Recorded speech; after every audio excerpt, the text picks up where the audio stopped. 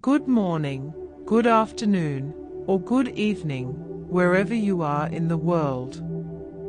Imagine this for a moment. You spend years studying English. You learn grammar rules. You memorize vocabulary. You listen to podcasts. You watch movies. You read books and articles. Then one day, you finally feel confident enough to speak. You open your mouth, say a sentence, and the other person understands you perfectly. That's a great feeling. But then another question appears in your mind. How can I make my English sound more natural? How can I improve my pronunciation?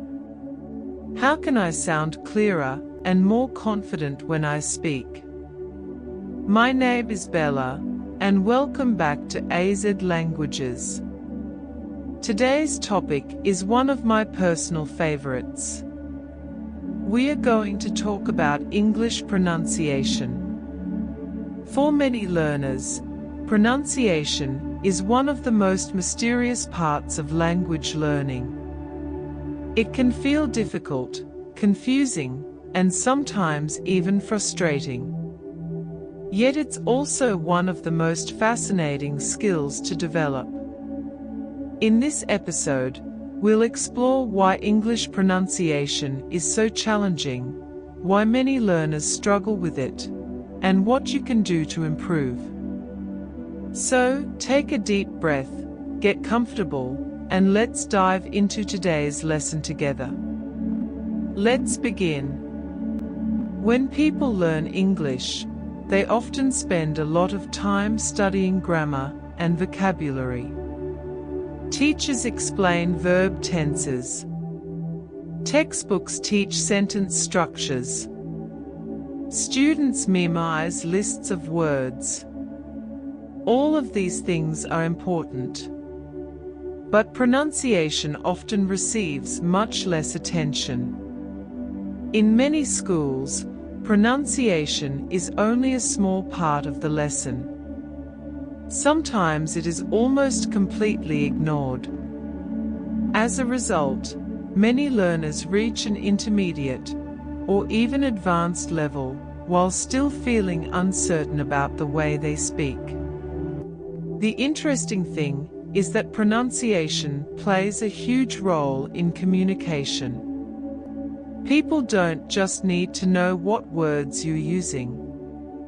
They also need to recognize those words when you say them. Clear pronunciation helps listeners understand you more easily.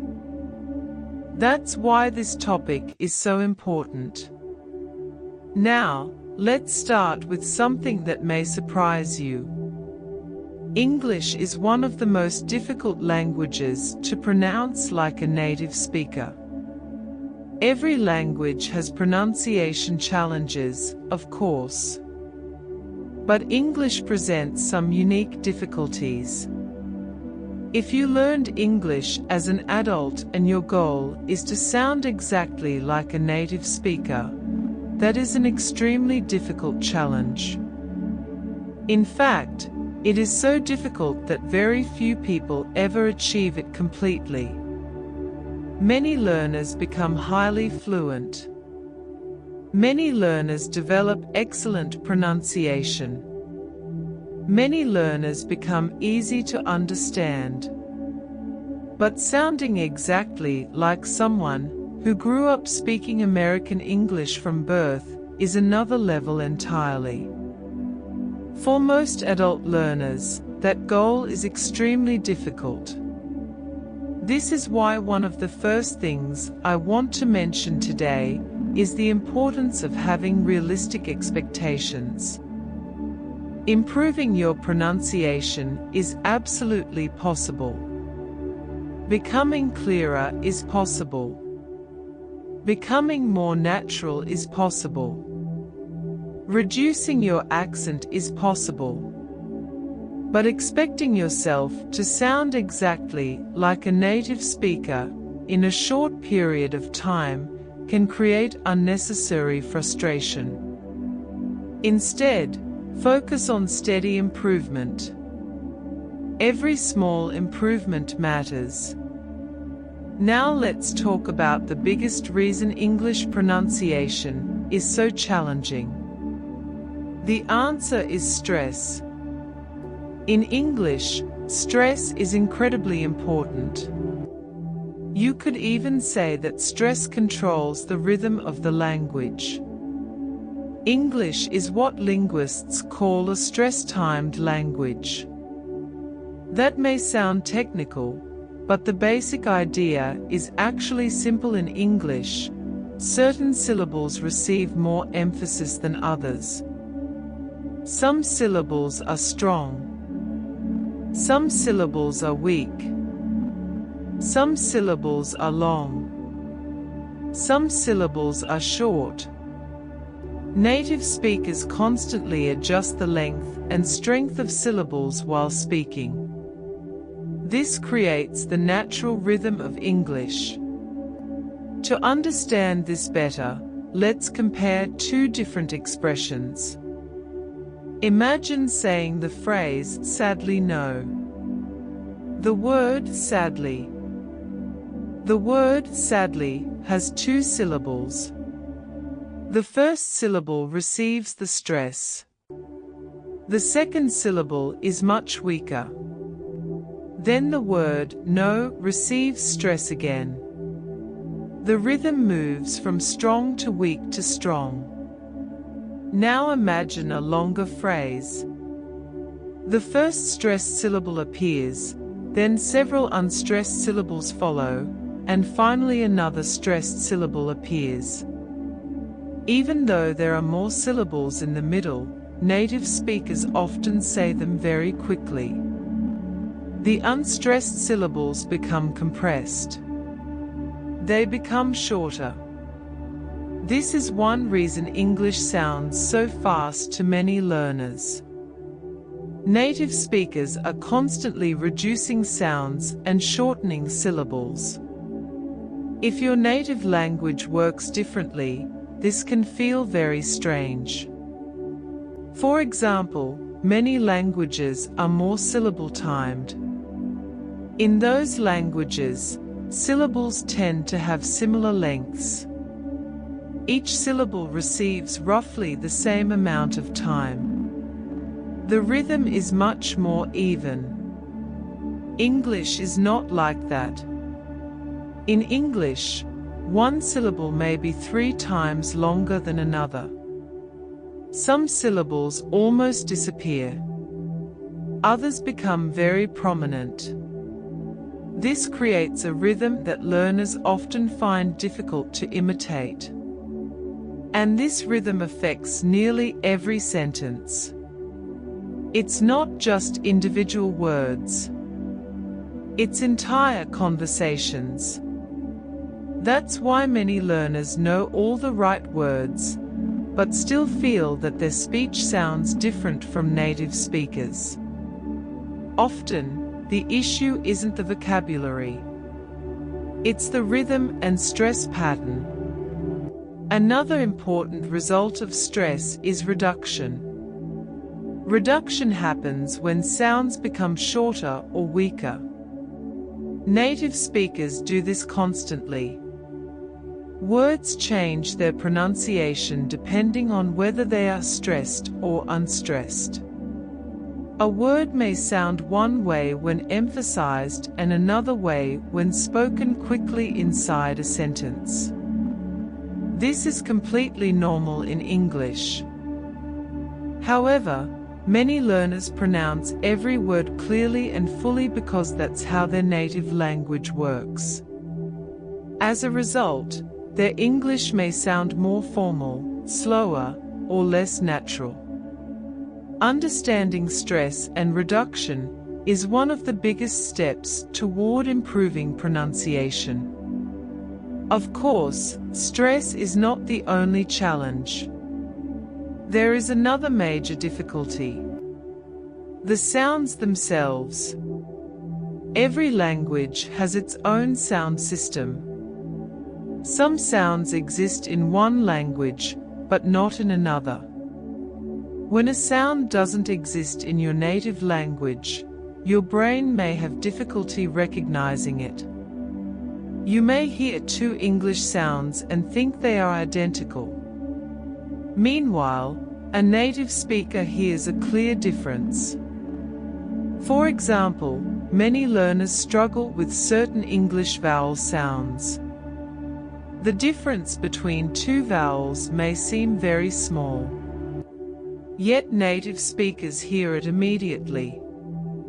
Because your brain wasn't trained to hear that difference as a child, learning it later can take time. The same thing happens with certain consonants. Some sounds require tongue positions or mouth movements that feel unusual. At first, they may feel awkward. They may even feel impossible. But with enough practice, they become easier. So if English pronunciation feels difficult, remember that you're dealing with two major challenges at the same time. First, you're learning the rhythm and stress system of English. Second, you're learning sounds that may not exist in your own language. That's a lot to manage. Now let's talk about improvement. How do you actually become better at pronunciation? This is where things become very interesting. Many language skills improve naturally through exposure. If you listen to English regularly, your listening skills improve. If you read regularly, your reading skills improve. If you hear enough vocabulary in context, your vocabulary grows. These things happen quite naturally over time. Pronunciation is a little different. Listening helps pronunciation. There is no doubt about that. The more English you hear, the better your pronunciation can become. However, pronunciation often requires something extra. It requires attention. It requires awareness. It requires noticing. This idea of noticing is incredibly important. Many learners hear English every day, but they don't always notice what native speakers are actually doing. They hear words. They understand meaning, but they don't pay attention to the sounds. They don't notice the stress patterns. They don't notice reductions. They don't notice connected speech. As a result, their pronunciation develops more slowly. When you begin noticing these details, something changes. Your perception begins to shift. You start hearing differences that you never noticed before. You start recognizing patterns. You become aware of mistakes that previously seemed invisible. This awareness is powerful. In fact, it is one of the most important parts of pronunciation training. Sometimes a teacher can help with this process. A teacher can point out patterns. A teacher can identify mistakes. A teacher can draw your attention to things you may have missed. Once someone points them out, they often become much easier to recognize.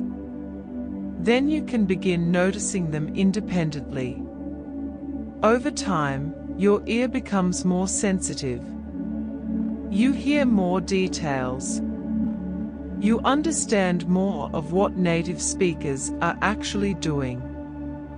This process gradually improves your pronunciation. Now let's discuss an important distinction. Not all pronunciation mistakes are the same. Some mistakes are relatively easy to fix. Others are much more difficult.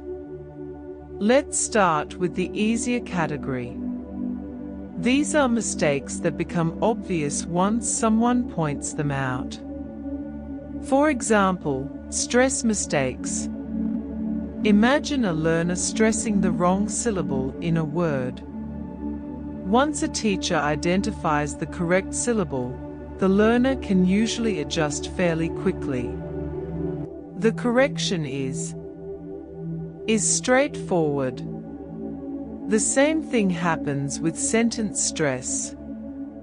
Sometimes learners emphasize the wrong word in a sentence. Once they understand where the emphasis belongs, they can often improve immediately. Another example involves silent sounds. English contains many words where certain letters are not fully pronounced. If someone points this out, learners can usually make the correction without too much difficulty. There are also common pronunciation patterns. Certain combinations of letters often follow predictable pronunciation rules.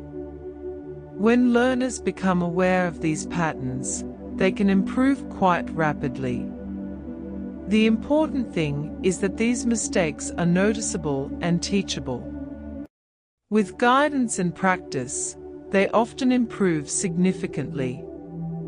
Now let's look at the second category. These are accent-related challenges. These are usually harder. Much harder. These difficulties involve sounds that don't exist in your native language. Because the sounds are unfamiliar, they can be difficult to hear accurately. And if you can't hear the difference clearly, producing the difference becomes even harder. Imagine trying to copy a sound that your brain doesn't fully recognize. That's the challenge many learners face. For example, two English vowels may sound identical to a learner even though they sound completely different to a native speaker. Because the distinction isn't obvious, correcting it takes time. Sometimes a lot of time. This is why accent reduction is usually a long-term process. It doesn't happen overnight.